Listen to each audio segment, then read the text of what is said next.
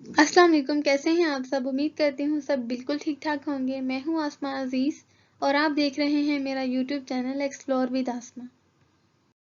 आज के वीडियो में हम पढ़ेंगे रोल्स थ्योरम को। रोल्स थ्योरम का आपने बहुत ध्यान से समझना है क्योंकि इस एक टॉपिक के अंदर हम 2-3 चीज़ों को कवर कर लेंगे।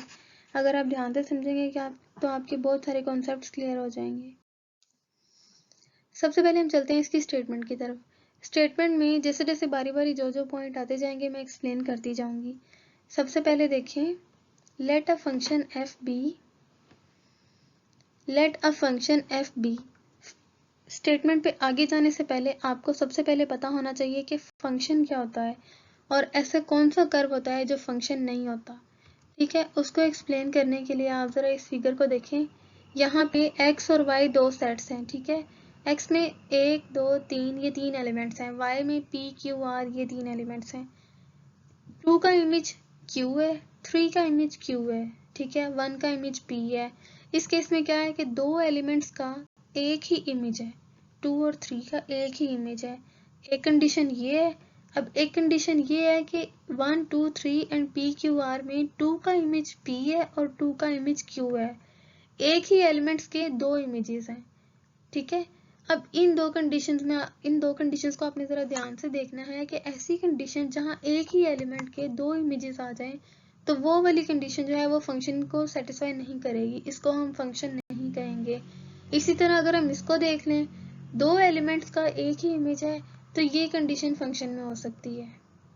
ठीक है, दोबारा बताती हूँ सिंपल लफ्ज़ों में कि एलिमेंट्स को हमने एक सेट के एलिमेंट्स को हमने दूसरे सेट के एलिमेंट्स के साथ इस तरीके से असाइन करना है कि दो एलिमेंट्स का एक इमेज तो हो सकता है लेकिन एक एलिमेंट के दो इमेजेस नहीं हो सकते, तो इसको हम फंक्शन कहते हैं। ठीक है, आगे हम चलते हैं। Continues on the closed interval A B. Closed interval से मुराद के ये जो एंड पॉइंट्स हैं, बाउंड्री पॉइंट्स ए और बी, ये भी इंक्लूडेड हैं।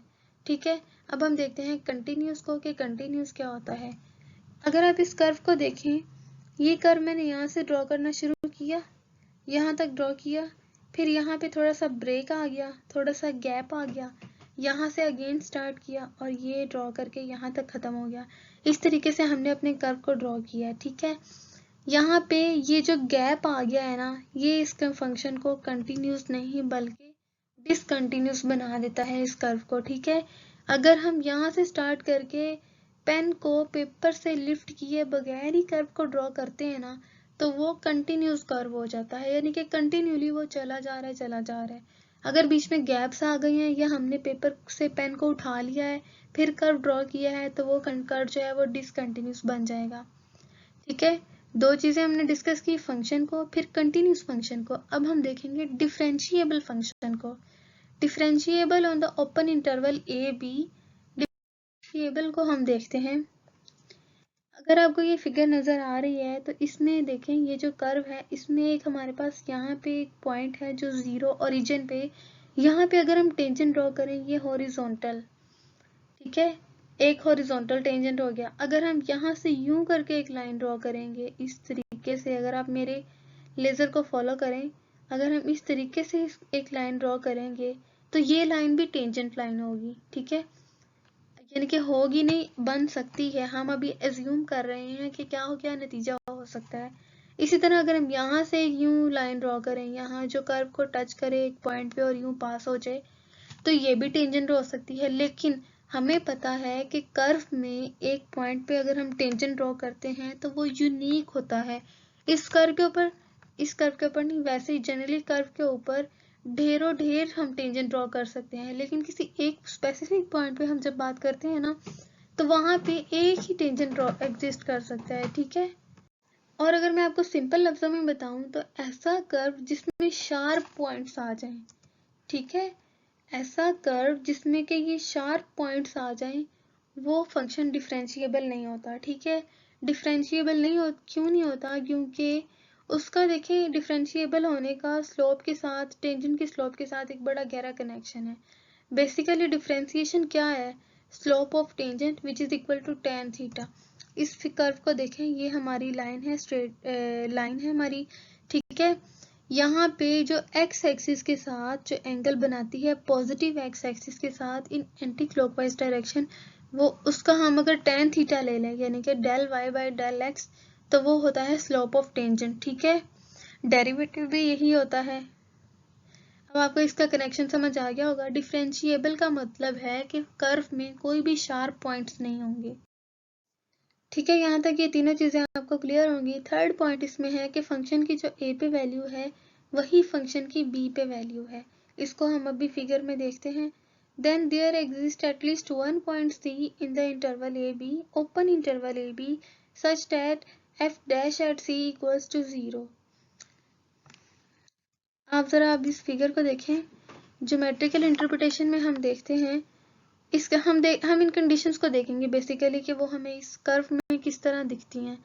अ फंक्शन, ठीक है, continues on the closed interval A B, A point ये, बी पॉइंट ये है, ए से बी के दरमियान में विदाउट लिफ्टिंग हमने इसको ड्रॉ किया है। ठीक है, पहली कंडीशन सेटिस्फाई हो गई। Differentiable on the open interval, इसमें कोई भी शार्प पॉइंट्स नहीं होंगे। ठीक है, सेकेंड कंडीशन भी सेटिस्फाई होगी। थर्ड कंडीशन है F of A is equal to F of B, function की जो ए पे वैल्यू है वही फंक्शन की बी पे वैल्यू है। ठीक है, थर्ड कंडीशन भी सेटिस्फाई होगी।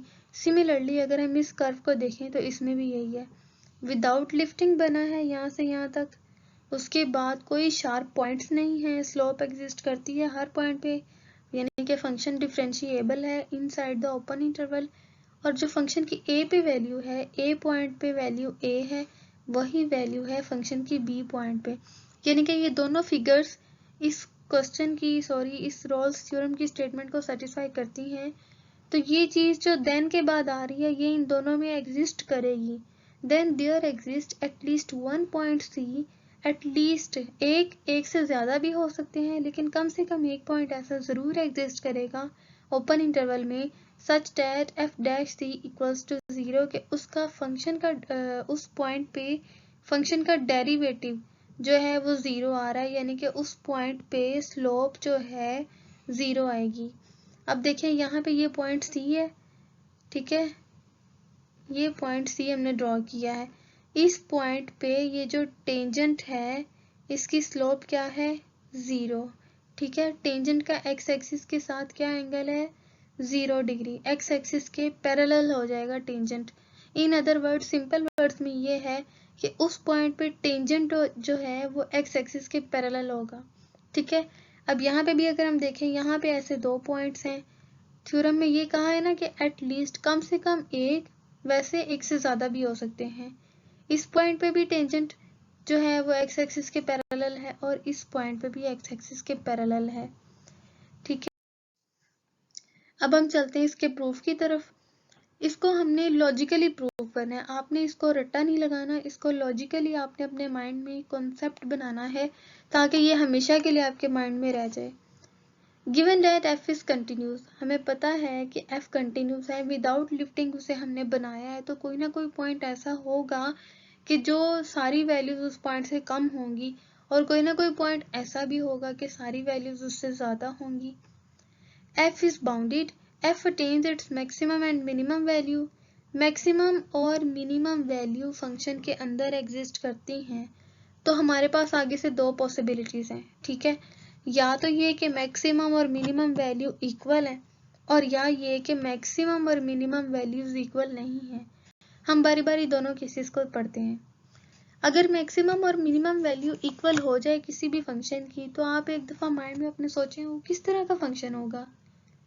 यकीनन वो ऐसा फंक्शन होगा कि जिसकी आउटपुट कोई एक ही नंबर होगा, वही उसका मैक्सिमम नंबर होगा, मैक्सिमम वैल्यू होगी, वही उसकी मिनिमम वैल्यू होगी। ठीक है, इसका मतलब कि f की वैल्यू जो है वो कोई फिक्स्ड वैल्यू है, यानी कि f कांस्टेंट फंक्शन है, और कांस्टेंट फंक्शन का जब भी डेरिवेटिव ले लें किसी भी पॉइंट पे 0 ही आएगा। इसका मतलब कि अगर हम केस 1 लेते हैं तो हमारा थ्योरम प्रूव हो जाता है।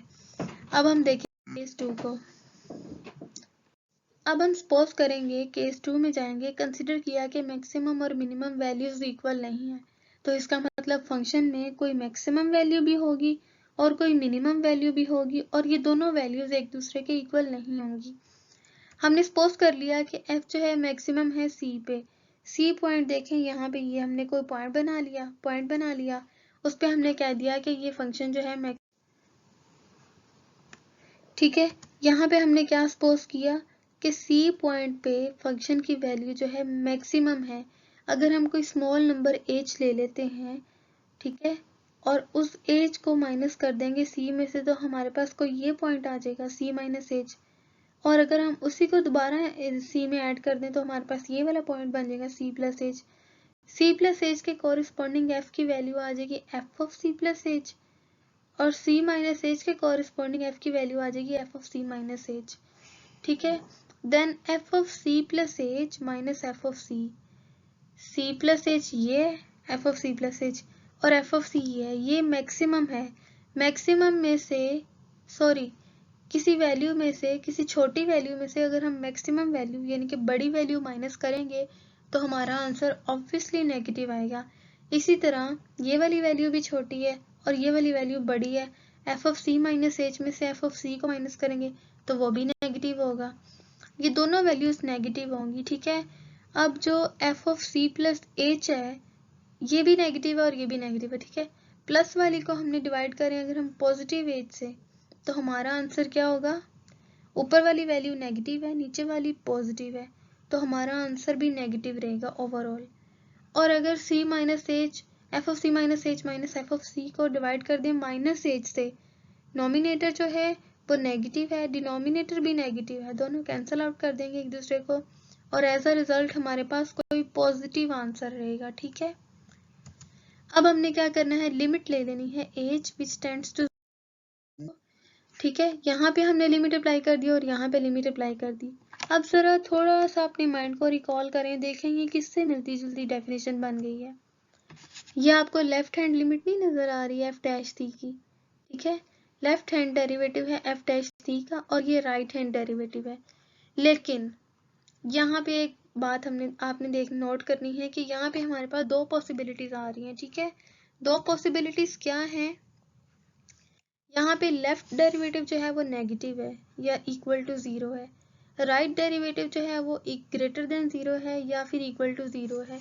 अगर हम इक्वल वाला केस लेंगे और अगर हम लेस देन और ग्रेटर देन वाला केस लेंगे, दोनों केसेस में हमारे पास दो डिफरेंट आउटपुट्स आएंगी। ठीक है, अगर हम इक्वल वाला केस लेंगे इसका मतलब लेफ्ट हैंड डेरिवेटिव भी जीरो के इक्वल है, राइट हैंड डेरिवेटिव भी जीरो के इक्वल है, इसका मतलब कि फंक्शन का डेरिवेटिव ही जीरो है एट पॉइंट सी। ठीक है, एक केस तो ये बन गया कि या तो डेरिवेटिव इक्वल टू जीरो है, और अगर हम लेस देन और ग्रेटर देन वाली कंडीशन को देखें तो इसका मतलब कि डेरिवेटिव एग्जिस्ट नहीं कर रहा, क्योंकि यहाँ पे एक कंट्राडिक्शन आ गया कि left hand derivative less than zero है और right hand derivative more than zero है। ठीक है, लेकिन अगर हम क्वेश्चन की स्टेटमेंट को देखें तो वहां पे हमें कहा है कि फंक्शन का derivative inside the open interval her point पे एग्जिस्ट कर रहा है। ठीक है, if derivative does not exist then we get a contradiction to the fact that f is differentiable inside the open interval a b। इससे क्या होगा, हम एक कंट्राडिक्शन पे चले जाएंगे, इसीलिए हम इस कंडीशन को नहीं लेंगे बल्कि ये जो फर्स्ट वाली कंडीशन है यही हमारी ट्रू होगी। ठीक है, इसका मतलब कि डेरिवेटिव इक्वल टू जीरो है और यही चीज तो हमने थ्योरम में प्रूव करनी थी। इसका मतलब कि रोल्स थ्योरम में जो दो तीन बातें कही जाती हैं कि फंक्शन कंटिन्यूस हो, फंक्शन डिफरेंशिएबल हो, ओपन इंटरवल में कंटिन्यूस हो, क्लोज्ड इंटरवल में, और फंक्शन की स्टार्टिंग पॉइंट पे और एंड पॉइंट पे वैल्यू अगर इक्वल हो, इसका मतलब कहीं ना कहीं वो बेंड जरूर होगा, कहीं ना कहीं उसमें ऐसा पॉइंट जरूर आएगा जहाँ पे स्लोप, टेंजेंट की स्लोप जो है वो एक्स एक्सिस के पैरेलल हो जाती है। ये था हमारा आज का रोल्स थ्योरम। इसमें हमने फंक्शन को, कंटिन्यूस फंक्शन को, डिफरेंशिएबल फंक्शन को पढ़ा। उम्मीद करती हूँ आपको अच्छे से समझ आ गया होगा। अगर अभी भी आपको किसी चीज में कोई कंफ्यूजन है तो आप कमेंट सेक्शन में जाके मुझसे पूछ सकते हैं। अगर आपको मेरा चैनल अच्छा लगता हो या मेरी वीडियोस अगर आपके लिए हेल्पफुल हो तो इसको लाइक, शेयर एंड सब्सक्राइब जरूर करें। Thank you so much. अल्लाह हाफिज। मिलते हैं अगली वीडियो में किसी अच्छे से नए से टॉपिक के साथ।